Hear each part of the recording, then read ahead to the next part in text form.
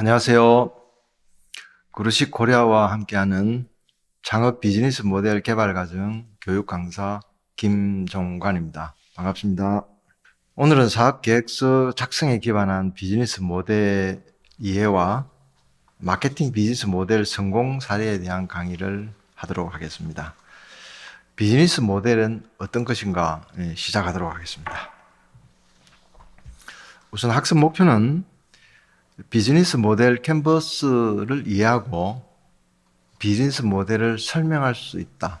용어를 이해하고 설명할 수 있다.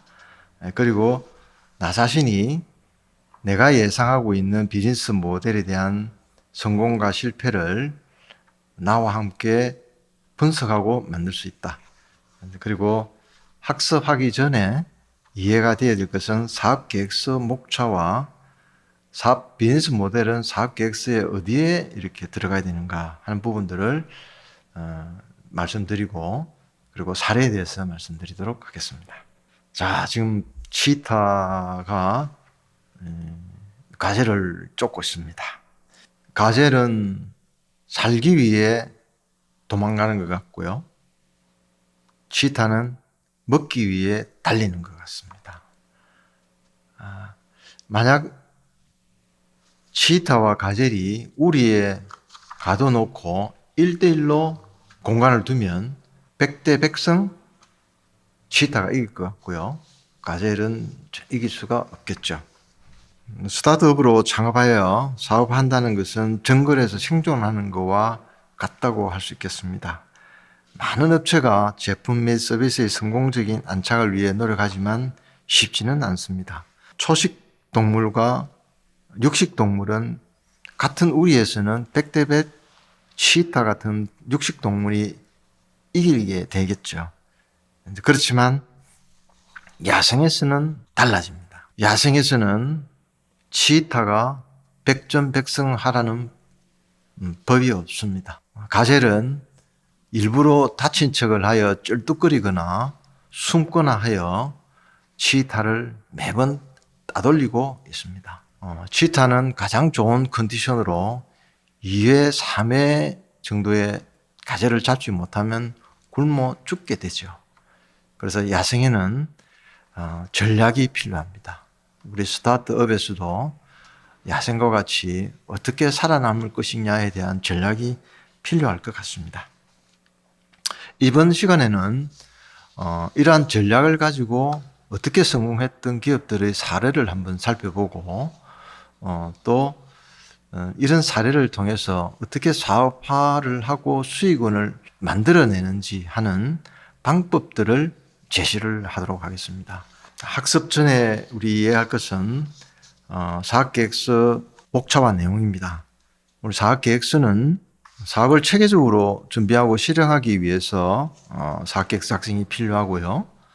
또 투자 유치를 하기 위해 투자자들한테 보여주기 위한 내용도 되겠습니다. 그리고 정부 사업에 지원하고 선정되기 위한 일반적으로 작성하게 되는데요. 영상을 보고 있는 여러 예비 창업자들은 3번에 가장 관심이 많지 않을까 이렇게 생각이 됩니다. 사업계획서를 작성하기 위해서는 그 산업과 기술 시장의 환경과 내 외부의 전반적인 분석이 필요하고요. 정부 기관, 투자자, 금융기관의 지원을 받을 수 있는 기본적인 자료를 갖추어야 될 것 같고요. 그리고 조직 구성원의 커뮤니케이션 자료와 또 다른 용도와 목적에 대해서 꼭 필요한 내용이라고 하겠습니다. 대략적인 순서는 아이템을 소개하고 그 아이템으로 어떤 수익을 낼 수 있느냐에 대한 부분을 설명할 수 있는 비즈니스 모델을 작성을 하고 그리고 이와 관련된 시장 분석과 마케팅 경영 전략을 수립을 하고 그리고 계량된 숫자를 작성하게 되는데요. 여기에서는 예상 매출 혹은 손익 분석을 통한 문제점을 해결할 수 있는 여러 가지 부분들이 사업계획서에 녹아 있어야 될 것 같습니다. 정부 지원 사업에 선정되는 좋은 사업계획서는 어떤 것일까요? 내가 계획하고 진행하는 사업이 성장 가능성이 굉장히 높고 지속 가능한 좋은 사업이라는 것을 상대방에게 전달하는 것이 좋지 않을까요? 사업계획서의 아이템을 투자자 혹은 검사자 혹은 관찰자 입장에서 이해하고 투자하기 위한 좋은 구조로 검증을 하는 것을 필요합니다. 먼저 사업계획서를 작성하는 부분에서는 사업계획서 양식에 구애받지 말고 상대방에게 나의 사업을 매력적으로 설명할 수 있도록 텍스트로 문장을 작성해 보시는 것과 사업계획서 양식에서 요구하고 있는 내용들을 하나하나 체크하면 부족한 부분들이 있으면 채워나가는 것이 어떨까 싶습니다. 자, 비즈니스 모델이라는 것은 하나의 조직이 어떻게 가치를 포착하고 그 포착된 것을 전파하는지 방법을 논리적으로 설명한 것이라고 할 수 있습니다. 즉 조직의 구조와 프로세스, 시스템을 통해서 전달할 수 있는 전략진, 청사진이라고 할 수 있겠습니다. 비즈니스 모델은 여러 가지 방법으로 설명할 수 있는데요. 가장 간단한 4가지 방법은 누구에게 어떤 가치의 서비스를 어떤 방식으로 제공을 하고 어떤 방식으로 수익을 올리냐에 비즈니스 모델을 한번 말씀드릴 수 있겠습니다. 자, 그러면 제 이야기를 종합을 해서 비즈니스 모델 동영상 짧은 거 한번 시청해 보도록 하겠습니다.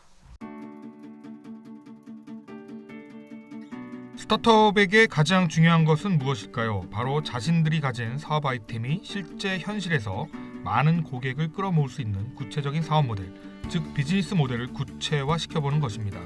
그렇다면 비즈니스 모델이란 무엇일까요? 비즈니스 모델이란 한마디로 기업이 수익을 창출하기 위해 필요한 일련의 계획과 방법이라고 할 수 있습니다. 그런데 이 수익은 도대체 누구로부터 나오는 것일까요? 그렇습니다. 바로 고객, 커스터머입니다. 즉, 비즈니스 모델은 수익을 창출하기 위한 일련의 계획으로 규정할 수 있지만 수익을 창출하기 위해 가장 먼저 고려해야 할 요인으로 고객과 고객 가치가 매우 중요합니다. 따라서 비즈니스 모델이란 경쟁사와는 완전히 차별적인 고객 가치를 확보하여 그들로부터 수익을 창출할 수 있는 일련의 메커니즘과 작동 방식이라고 할 수 있겠습니다. 따라서 스타트업이 비즈니스 모델을 구체화하기 위해서는 수익 모델이 무엇인지에 먼저 집중하기보다는 스타트업이 만들 제품 서비스, 사업 아이템이겠죠. 이 제품 서비스가 타겟으로 하는 핵심 고객은 누구인지, 왜 그들이 제품 서비스를 사용코자 하는지 명확한 이유가 먼저 제시되어야 합니다. 즉, 제품 서비스가 왜 필요한지에 대한 배경과 이유가 논리적으로 명확해야 한다는 이야기겠죠. 비즈니스 모델을 구체화하기 위해 고려해야 할 요인들은 고객과 고객가치 이외에 다른 다양한 요인들이 존재합니다. 비용과 수익 원천, 핵심 자원, 핵심 프로세스 등이 그것입니다. 비즈니스 모델은 고객 가치를 중심으로 이러한 다른 요인들이 결합하여 경쟁사와는 차별적인 제품 서비스로 탄생되는 것입니다. 자, 그러면 비즈니스 모델 캔버스라는 것은 어떤 것인가에 대한 내용들을 알아보도록 하겠습니다. 비즈니스 모델 캔버스 정의는 기업이 수익을 창출하기 위해서 필요한 계획과 방법, 차별적인 고객 가치를 확보하여 그들로부터 수익을 창출할 수 있는 방법을 설명하는 것으로 이야기를 하고 있는데요. 9블럭 수익 구조 작성에 대해서 동영상 한번 더 보도록 하겠습니다.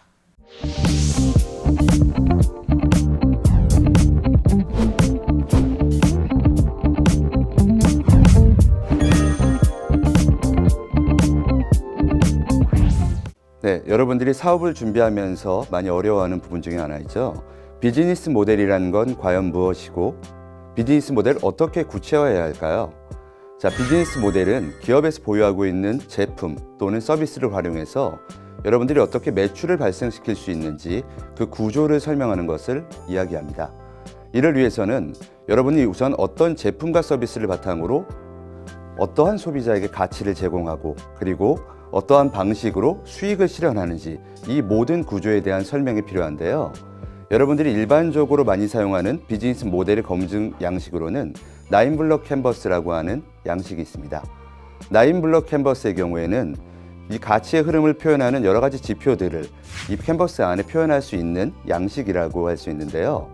지금 오른쪽에 띄운 화면처럼 9블록 캔버스의 9가지 영역에 해당되는 다양한 내용들을 정리하면서 여러분들의 사업이 올바른 수익 구조를 갖추고 있는지 다시 한번 점검할 수 있을 것 같습니다. 이 9블록 캔버스를 작성하실 때에는 포스트잇을 활용해서 각각의 칸에 해당되는 내용들을 작성하시고요. 팀원들과 함께 각각의 칸에 붙인 포스트잇을 옮겨가고 우선순위를 정하면서 계속해서 9블록 캔버스를 작성하고 완성해가는 과정으로 연결하시는 것이 일반적인 방법입니다.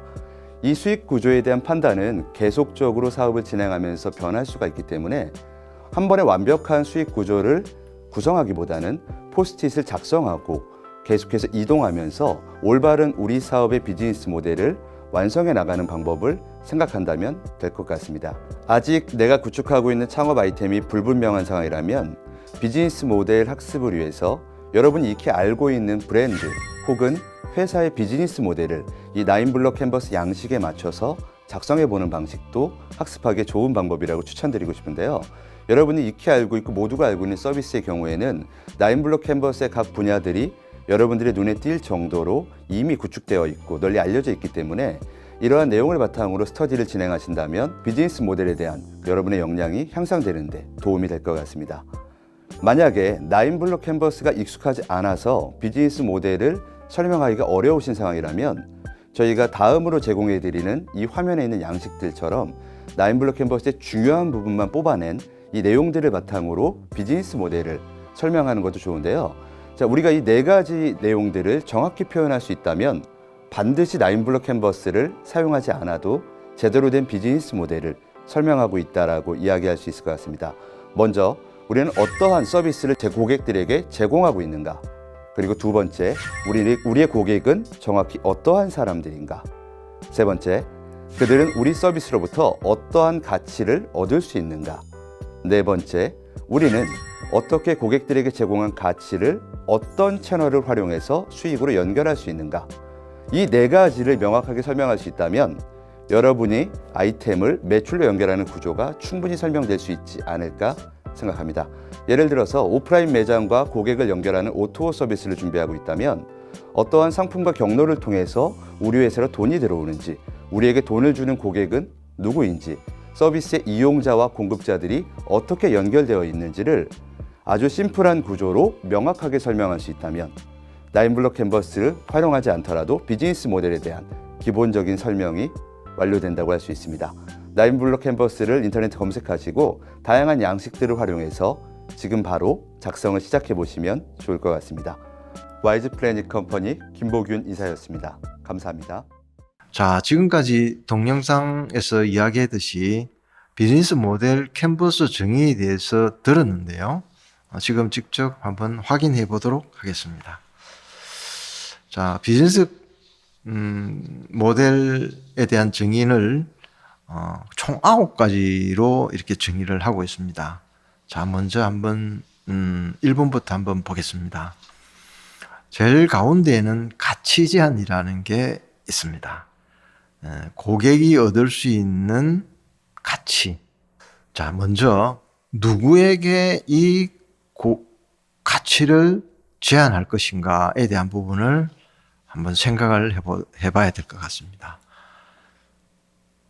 뒤에 나오겠지만은 야간이나 혹은 언제 어디서나 쉽게 탈 수 있는 택시가 있으면 좋겠다.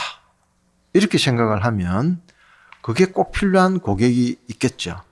그래서 그러한 고객을 대상으로 운송수단을 언제 어디서든지 가장 빠르게 가장 저렴하게 제한을 한다는 것이죠.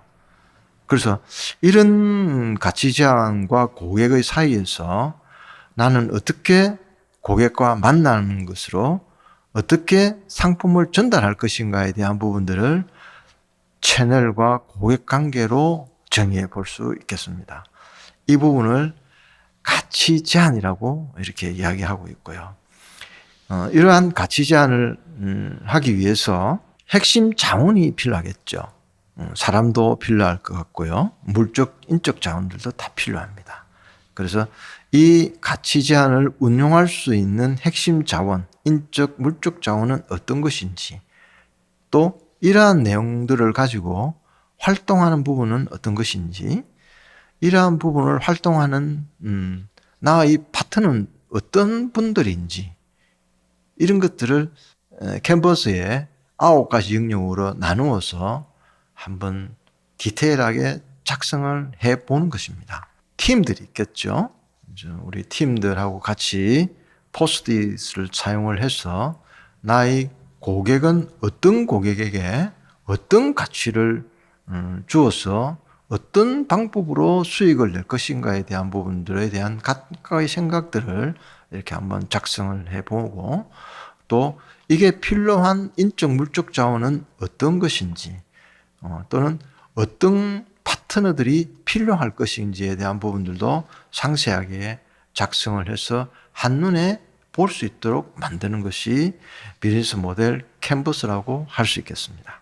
꼭 9가지 영역이 아니라고 된다고 말씀을 드렸지만 4가지로 구분을 했어도 우리는 어떠한 서비스를 고객에게 제공을 하고 있는가에 대한 명확한 기준을 설정하고요. 고객들이 가치를 느끼고 활용할 수 있는 고객은 과연 어느 분들인지, 어느 분들이 돈을 내는 것인지에 대한 분석이 필요하겠죠.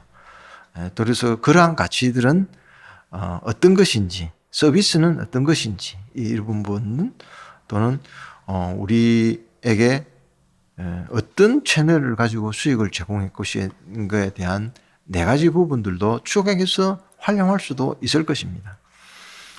나인 캠퍼스가 어려운 분들은 처음 또 혹은 이런 사업 계획서를 대하는 분들은 4가지 정도로 해도 괜찮을 것 같습니다. 이번 시간에는 나인 캠퍼스에 대해서 사례를 가지고 한번 이야기해 보도록 하겠습니다. 자, 저 실패 성공 사례를 간단하게 먼저 말씀을 드리겠습니다. 쿠팡입니다. 누구나가 망한다고 이야기했던 쿠팡. 성공 요인이 있습니다. 김범석 쿠팡 창업자 2010년에 비교적 후발주자로 출발을 했죠. 당시에는 6대 마켓이 경합을 벌려서 새로이 시장 진입을 한다는 것은 매우 어려운 상황이었다고 이야기를 하고 있습니다만은, 쿠팡은 로켓 배송을 아이템으로 잡아서 고객의 만족을 높일 수가 있었죠. 그 로켓 배송으로 필요한 고객들이 있다는 것을 간파했던 것입니다. 저녁에 신청하면 아침 새벽에 배달되는 그런 내용들, 또 그런 것들이 꼭 필요한 고객들을 세분화해서 쿠팡은 로켓 배송을 시도하여 성공하게 된 것이죠. 그리고 성공하고 한 이후에도 여러 가지 유지되는 것들이 있었습니다. 조직 관리입니다. 지금 코로나가 끝난 이런 상황에서도 현재는 모든 회의는 비대면 화상을 하고 있습니다. 여전히 재택근무와 비대면 화상 회의를 하고 있음에도 불구하고 매출과 이익은 성장을 하고 있다고 합니다. 다른 곳에서는 없는 학연, 지연 이런 것들이 또 없다고 합니다. 공채의 대부분은 면접으로 채용을 하고 있습니다. 경력 사원 위주로 채용을 하고 있다고 그러죠. 그래서 이러한 간단하면서도 아이템을 가지고 조직을 이끌어가는 것은 김범석 대표가 혼자 다 하는 것은 아니겠죠. 고객과 가치 사이의 여러 가지 채널과 방법과 수익원과 그리고 많은 자원들이 필요하겠죠. 인적, 물적 자원들, 이런 부분들이 쉴 새 없이 돌아가고 있는 것이 쿠팡이라고 할 수 있을 것 같습니다. 실패 사례 한번 보겠습니다.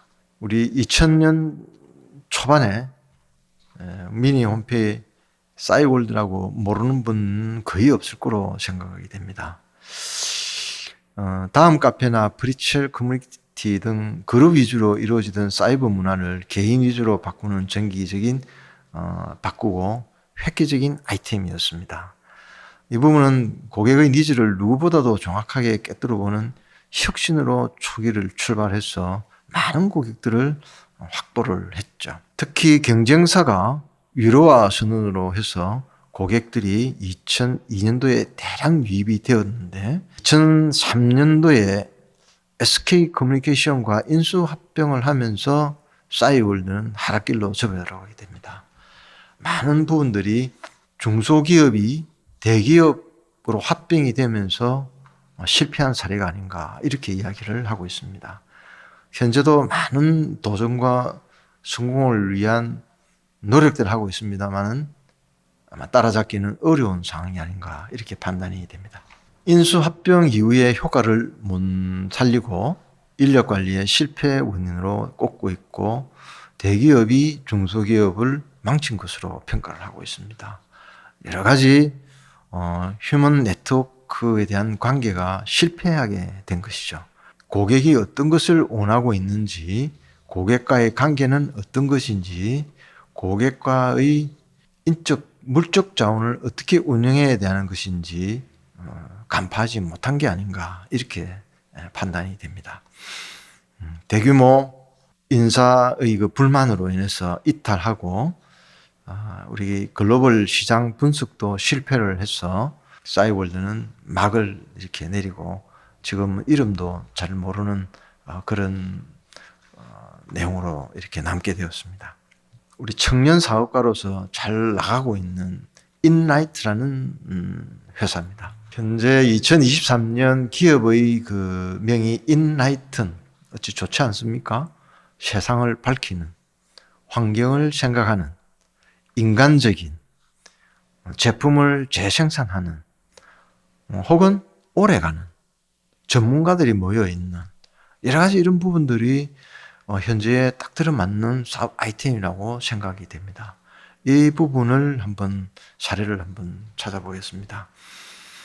철학 가치는 기업의 철학 가치는 전자제품을 좀 더 오래 쓰고 잘 버리게 하는 비즈니스를 추구하는 가전 브랜드라고 할 수 있습니다. 되살린 청소 제품 수만 해도 10여만 대가 된다고 하고요. 이 인라이트는 고객 세분화를 이렇게 가지고 갑니다. 첫째적으로 생활 속의 불편함을 해소하고 가치를 제한을 하게 되고요. 수익 가전이 어려움을 겪고 있는 배터리 교체 이것을 가지고 AS센터보다 30% 저렴하게 하는 고객 세분화를 들고 사업화에 이끌게 됩니다. 처음에는 자본도 없었고 이러한 비즈니스 모델만 생각하게 된 거죠. 여기에서는 우리 자원들이 뭐가 있겠습니까? 인적, 물적 자원이 있지 않겠습니까? 이걸 수리하고 또는 물품을 정리하고 어떤 제품을 핵심화할 것인지에 대한 부분들은 우리 인라이튼 대표는 이게 명확하게 설정을 하고 사업을 시작인 것 같습니다. 먼저 한양대학교에서 주관하는 2021년도 창업 도약 패키지 사업 지원으로 선정을 되면서 최대 1억 원을 지원을 받게 됩니다. 자, 여기에서 많은 청년들의 열정적인 사업가가 몰려들었고요. 그리고 함께 하고자 하는 여러 가지 인력, 물적 자원들을 확보할 수 있게 되었다고 합니다. 자, 무엇보다도 창업도약 패키지 지원 사업의 선정으로 인라이트는 초창기에 배터리 교체 문제에 치중을 했습니다만 너무 많은 해외 직구 가전제품이 들어오는데 모든 것을 수리할 수 있는 것은 아니고 해외 직구로 오는 전자제품의 배터리만 집중하게 되었다는 것입니다. 그래서 보통 수입 전자제품의 배터리는 1년이 지나면은 성능이 떨어진다고 간파를 했던 것이죠. 여기에 끝나지 않고 이러한 문제를 근본적으로 해결하는 방법은 오래 쓰고 고쳐 쓰고 전자제품도 탄소 제로에 이르게 하는 우리 ESG 경영을 간파하게 된 것입니다. 좀 너무 멋진 인라이튼 사업 성공 사례였던 것 같습니다. 자, 그러면 구체화하기 위해서는 어떻게 하는 것이 좋을까요? 자, 앞에 사례를 보았듯이 먼저 먼저 고객 관계와 그 고객들을 세분화하는 것이 필요했을 것 같습니다. 그래서 모든 전자제품에서 해외 직구, 수입 프리미엄 가전제품만 선택하게 되었고요. 특히 무선 청소기에서 집중을 한 것 같습니다. 또 수익원은 일반 서비스 센터보다 30% 저렴하게 측정이 됐고 온 디멘트 방식으로 빠른 배송과 빠른 수리를 확장을 했습니다. 용산전자상가, 세원상가 등에서 전파상이 많이 없어졌죠. 이런 분들의 시니어 기술 장인을 채용하게 된 것입니다. 정부 지원금도 받았을 것입니다. 그리고 특성화 고등학교와 마이스터 고등학교 출신의 청년 장인들 역시 지원을 받았을 겁니다. 이러한 세상을 가치 있게 바꾸는 사회 혁신가와 청년 창업가가 핵심 파트너로 등장하게 되었습니다. 가치 제안을 합니다. 그리고 경영 철학에 기초한 지속 가능한 경영 그리고 신제품을 출시하게 되었습니다. 여기에 내구성, 사용성, 신미성, 수리 이용성 등 고객이 사용할 때 편리한 제품인가, 오래 쓸 수 있는 제품으로 구성되어 있는가, AS는 쉽게 하고 수명이 연장되는가에 대한 부분들에 대한 고객 불만족을 만족시킬 수 있는 사업을 진행하게 되었습니다. 다시 한번 정리해서 사업계획서의 수익 모델 제안은 우리 기업이 어떻게 돈을 버는지 보여주는 것이죠. 그래서 비즈니스 영역별로 구별하여 영역과의 관계를 보여주고 운영과 고객 관리에 대한 설계를 만드는 방식입니다. 그래서 캔버스에는 전체를 요약하게 보여주는 것이기 때문에 문장이 명확하고 간결하고 연결된 상태로 비즈니스를 잘 표출을 시켜야 될 것으로 보여집니다. 전체적인 9블럭 중에서 이렇게 양쪽으로 대칭이 되어 있습니다. 이 부분은 다음 페이지를 한번 보겠습니다. 모델 캠퍼스를 보시면은 오른쪽에는 고객에게 가치를 어떻게 전달할 것이냐에 대한 부분들이 나와져 있고요. 이 가치를 생산하기 위해서 나의 핵심 파트너와 핵심 자원은 어떤 것인가에 대한 부분들이 작성이 되어 있습니다. 우리 앞에 성공과 실패 사례에 보듯이 가치를 생산하는 핵심 자원의 중요성이 가치를 제한하는 중요성보다 절대 떨어지지 않습니다. 그리고 비용 구조와 수익 흐름에 대한 부분들도 9블럭에서는 아주 강조하고 있습니다. 생성된 가치를 고객에게 전달하는 방법도 각각 배치가 되고 있습니다. 이러한 부분들이 디테일하게 작성이 되어야 된다는 것을 말씀해 주고 있습니다. 자, 모델 캔버스의 정의에 대해서 한번 알아보도록 하겠습니다. 용어의 정의가 되어야 우리 포스트잇으로 이렇게 작성을 할 때 각 우리 팀원들한테도 도움이 될 것 같아서 한번 보도록 하겠습니다. 고객 분류죠.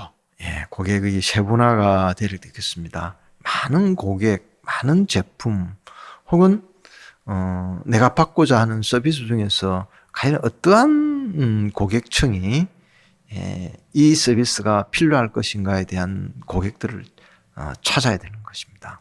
우리 인라이팅 같은 경우에는 수입 전자제품을 쓰고 있는데 배터리 때문에 고장이 나서 못 쓰는 그 중에서 무선 배터리를 이렇게 먼저 선정을 했다는 거죠. 사용하는 고객을. 그래서 고객을 세분화하는 것이 타겟팅의 첫 번째가 아닌가 이렇게 이야기를 하고 있습니다. 두 번째는 맨 가운데에 있는 가치 제안입니다. 어떤 가치를 전달할 것인가. 그리고 이러한 것이 시스템화 어떻게 만들어져서 사업을 운영할 것인가가 어떻게 보면 스타트업의 정의라고 할 수 있습니다. 고객의 니즈를 어떻게 만족시켜주는 것인가에 대한 부분들을 이렇게 가치 제안으로 두고 있습니다. 그래서 제각기 우리 다른 고객, 우리 세분화해서 어떤 상품이나 서비스를 제공하고 있는가 하는 것들도 상품을 세분화하고 상품을 세분화한 것 중에서도 그 세분화된 상품을 고객을 선정을 하는 것이 고객 세분화인 것 같습니다. 그래서 가치 제한입니다. 제한 방법은 여러 가지가 있습니다. 여러 가지 채널이 있습니다. 그래서 우리 사업은 어떤 채널을 통해서 자신에게 가치가 전달되기를 원하는가, 그리고 채널을 어떤 기준으로 통합이 되어 있는가, 어떤 채널이 가장 효과적인가. 그러니까 서비스를 고객에게 제공해주고 알릴 때 어떻게 접근을 하는 것이 좋은가, 이런 이야기가 되겠습니다. 직접 전달할 것인지, 플랫폼으로 모아서 지원할 것인지, 온라인으로 할 것인지, 오프라인으로 할 것인지, 여러 가지 이런 방법들을 먼저 채널을 선택해야 될 것 같습니다. 고객과의 관계입니다. 고객과의 관계는 고객을 어떻게 찾고 어떻게 유지시킬 것인가에 대한 부분들입니다. 예를 들어서 좋은 상품을 쓰고 있는 고객들이 한 달, 두 달, 석 달 되면 고객이 이탈되는 경우가 참 많다고 합니다. 예를 들면 결혼정보회사 같은 경우에 고객 이탈률이 60%에 가까이 난다, 이런 이야기가 있습니다. 그래서 굉장히 잦은 고객 이탈을 확보하기 위한 우리 고객의 관계는 어떻게 할 것인지 이것도 한번 작성을 하는 내용들입니다. 수익은 돈을 지불하는 방법들이죠. 돈을 지원하는 방법들은 어떻게 하고 또 전체 수익에 나는 얼마나 가져가게 될 것인가, 이 부분들도 굉장히 중요하죠. 여러 가지 이런 부분들도 수익원에 대한 배분 방법, 그리고 배분에 대한 디테일한 내용까지 한번 이야기하고 있는 것이 수익원 되겠습니다. 다음 핵심 자원입니다. 여기서는 생산 장비, 소모적 부품, 물적 자원이 되겠고요. 가장 중요한 또 인적 자원이 되겠습니다. 그리고 데이터의 무형의 자원도 여기에 포함됩니다. 앞서 인적 자원의 관리가 안 돼서 비즈니스 모델이 전체가 이렇게 내려앉는 경우도 이렇게 보았습니다. 그래서 핵심 자원, 인적, 물적 자원, 이런 게 되겠습니다. 자, 활동입니다. 어떤 공급 채널을 위해서 우리가 어떤 활동이 필요할 것인가에 대한 부분이죠. 나중에 사례를 통해서 다시 한번 말씀드리도록 하겠습니다. 핵심 파트너.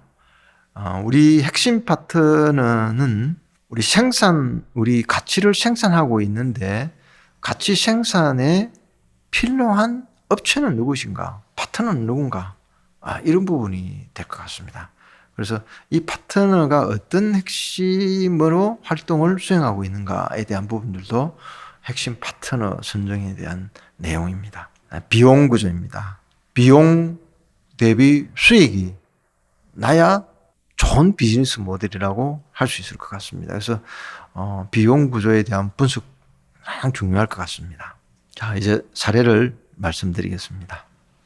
사례 첫 번째는 여러분들이 잘 알고 있는 우버 비즈니스 모델 캔버스를 설명을 한번 해보도록 하겠습니다.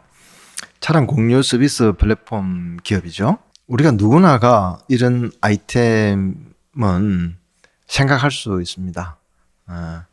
택시를 잡으러 이렇게 했는데 잘 안 잡힐 때 혹시 택시 말고 다른 교통수단을 활용할 수 있지는 않을까, 여러 가지 이런 부분들을 생각하는데 사업화하기에는 여러 가지 상당히 어려움과 또는 법률적인 것들 또는 벽에 부딪히는 내용들도 많을 것 같습니다. 현재도 우버는 벽에 부딪히고 있지만은 저희들이 생각해 볼 때는 언젠가는 전체 공유가 되지 않겠나, 이런 비전을 가지고 있습니다. 주요 서비스 특징을 보면 누구나가 이해할 수 있는 부분들입니다. 택시가 아닌 일반 승용차를 이용해서 목적지까지 이동할 수 있는 서비스, 앱으로 택시를 부를 수 있고 다양한 차량이 본인이 직접 선택해서 이동을 하거나 목적지까지 가는 이동 경로를 앱을 통해서 확인을 할 수 있다든지 현금이 아닌 연동된 카드로 대금을 지불하자. 이런 부분들은 지금 현재에서도 꼭 필요한 내용이 아닐까 이런 생각을 가집니다. 이 내용은 2008년도 우리 우버 창시자 트래비스가 연례 기술 회의를 마치고 가던 중에 택시를 잡을 수 없어서 생각해낸 것이라고 합니다. 간단한 스마트폰을 통해서 이동을 할 수 있다고 하면 어떨까 하는 걸 생각을 하고 사업화의 구상을 했다고 합니다. 자, 9개의 그 모델 캠퍼스를 놓고 작성을 해보면 가치는 안정적이고 편리한 교통수단이 이동하고자 하는 고객의 가치가 되겠습니다. 여기에서 수입이 나오게 되는 거죠. 관계, 우리 고객의 관계는 피드백 시스템, 리뷰, 레이팅, 고객 지원 이런 부분들이 되겠고 전달 방법은 앱이나 웹사이트를 통해서 하겠다. 비용은 수수료를 받겠다. 이런 내용으로 가치를 제안을 하게 됩니다. 이와 관련돼서 인적 자원, 물적 자원은 플랫폼 기술 드라이브 네트워크 또 브랜드가 될 것 같습니다. 그래서 일단 가치 생산을 하기 위한 우리 내용들은 인적 자원과 기술 마케팅 이 부분이 이 우버 비즈니스 모델 캠퍼스에서 가장 핵심적인 내용이 아닌가 이렇게 한번 구분을 해봤습니다. 우버는 고객을 먼저 이렇게 세분화를 하고 서비스의 주요 특징을 한번 정리를 해봤습니다. 나와 있는 대로 운전을 하고 싶지 않는 사람, 어디 목적지로 가는데 운전을 하고 싶지 않고 또는 VIP 대우를 받고자 하는 사람, 원하는 곳에 저렴하게 가고자 하는 사람이 주로 고객이 되겠죠. 그리고 또 운전자도 고객이죠. 돈을 벌고 싶어하는 차량의 소유자, 그리고 운전기사 말고 나는 파트너다. 이런 이야기를 이렇게 듣고 싶은 분들이 또 되겠습니다. 그래서 고객 세분화를 하게 되고요. 가치 제한입니다. 가치가 아주 많습니다. 짧은 대기 시간, 저렴, 그리고 현금 없이 지도상에서 경로가 확인 가능한 이런 서비스, 또 운전자는 부가적으로 수입을 하고 파트타임으로 일할 수 있는 유연성과 그리고 파트너십으로 동등 대우를 받고자 하는 분들, 이런 분들이 주요 특징이 되겠습니다. 채널은 당시로서는 좀 획기적이겠지만은 모바일 앱하고 웹사이트에서 주로 채널을 가지게 되겠습니다. 관계, 관계는 고객 관리, 지속적인 고객 관리, 리뷰, 평가, 피드백 시스템이 지속적으로 업그레이드 돼야 된다는 얘기죠. 그래서 이러한 부분들도 주요 서비스 특징을 보았습니다. 수익입니다. 어떻게 수익을 가져갈 것이냐에 대한 부분들도 굉장히 중요합니다.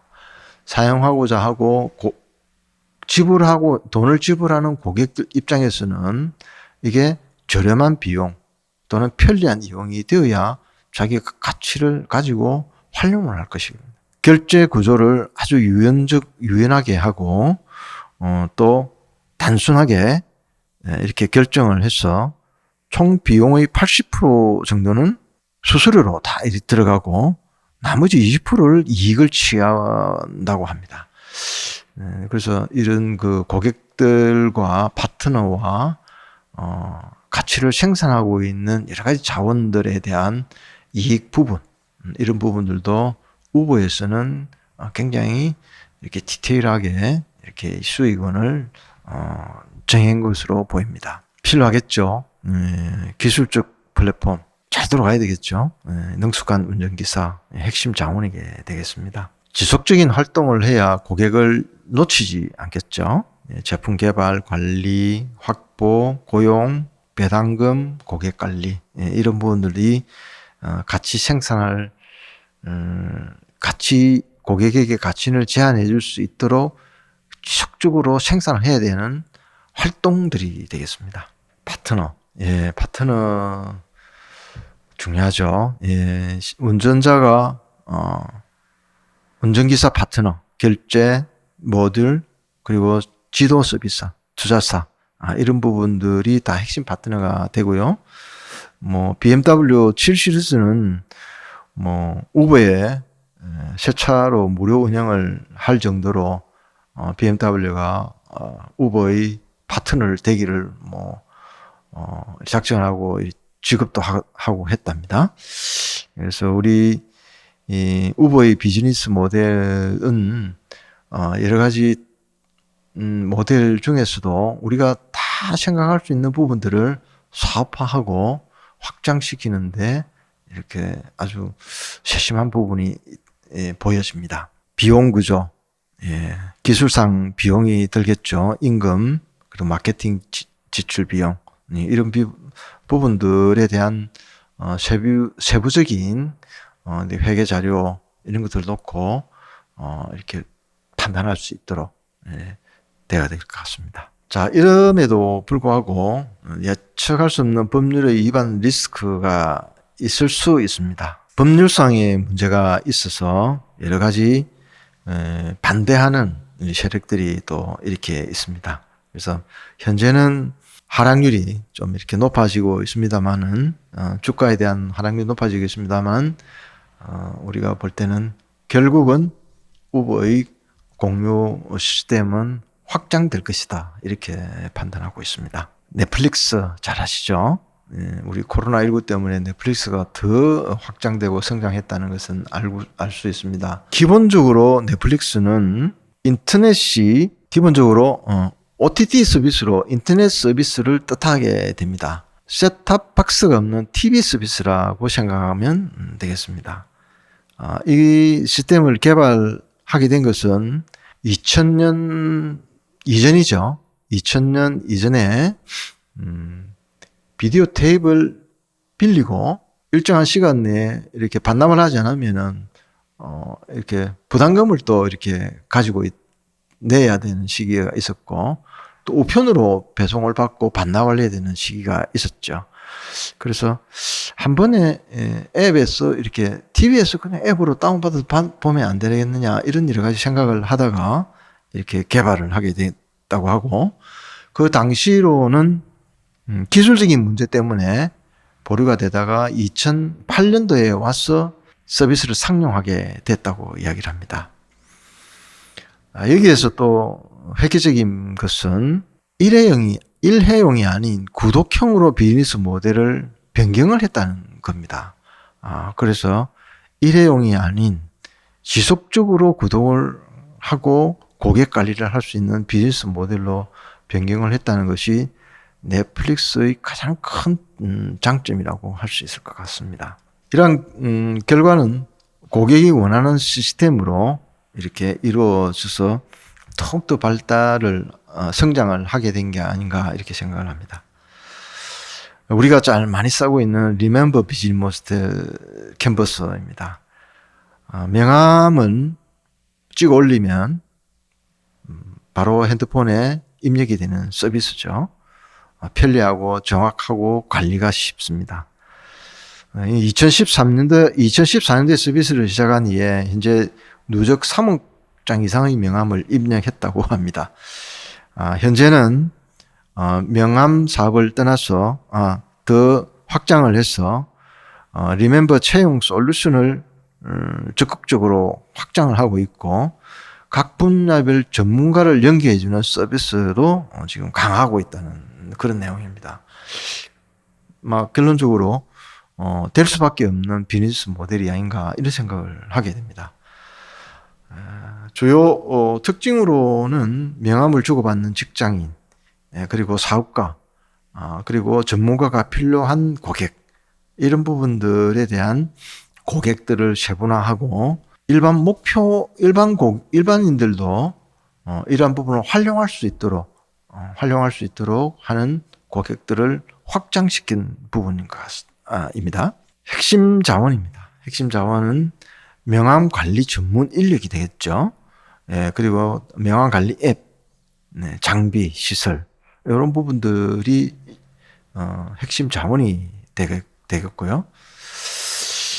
이런 부분에 있어서 고객이 어떤 가치를 활용할 것인가에 대한 부분들을 잘 잡아내고 이 가치를 어떻게 전파할 것인가에 대한 부분을 먼저 생각을 하고 나머지 이 가치에 대한 생산을 하는 파트너 혹은 그 인적 자원 이런 부분들 활동 이런 부분을 한번 지금 영상을 보고 계시는 예비 창업자들이 한번 이렇게 팀원들하고 한번 정해본다면은 큰 도움이 되지 않을까 이런 생각을 가지게 됩니다. 얼마 전에 TV에서 성황리에 이렇게 방영된 재벌집 막내 아들을 인상 깊게 보았습니다. 그래서 진양철 우리 당시 회장의 대사를 한번 모아봤습니다. 진양철 회장이 비서와 함께 회사에서 운영하는 초밥을 먹고 있는데 술을 함께 먹을 때는 초밥의 밥알을 320개 하지 말고 280개 정도를 해라는 요구가 있었습니다. 당시 이 회장은 이런 부분까지 간과하고 있었던 것이죠.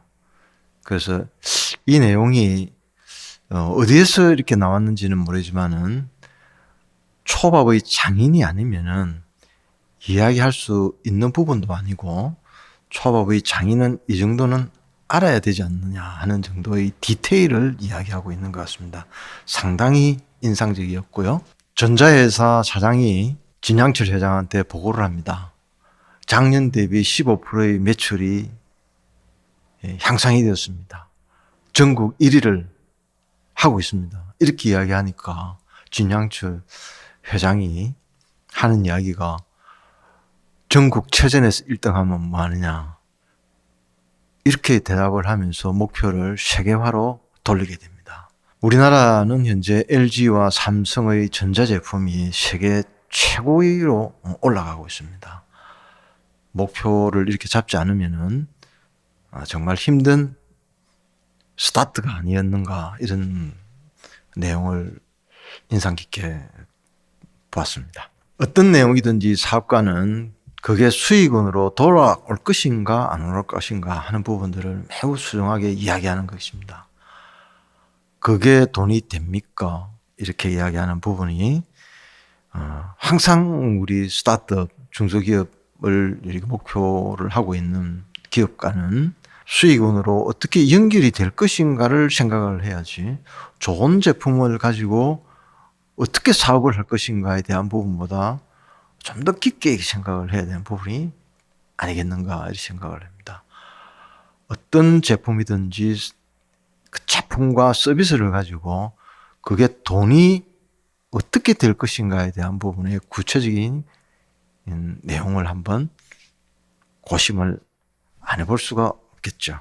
역시 새우가 고래를 이기는 방법을 한번 생각해 보자 해서 나온 내용인데 그 당시에 반도체 사업이 아니었겠는가 하는 생각을 가집니다. 현재는 사업 반도체가 세계 각 나라마다 부품별로 제작을 하고 각 나라마다 생산을 해서 조립을 하고 있지만 코로나19 이후에 미국과 유럽과 대만과 역시 우리 삼성도 완제품을 생산하는데 목표를 주고 있습니다. 예를 들면 참으로 어려운 시기가 또 한 번 오게 될 것으로 예측이 되는데요. 새우가 고래를 이길 수 있는 방법 항상 염두에 둬야 될 것 같습니다. 마지막입니다. 네가 알아서 해라. 책임도 네가 지고 책임인 것 같습니다. 감사합니다.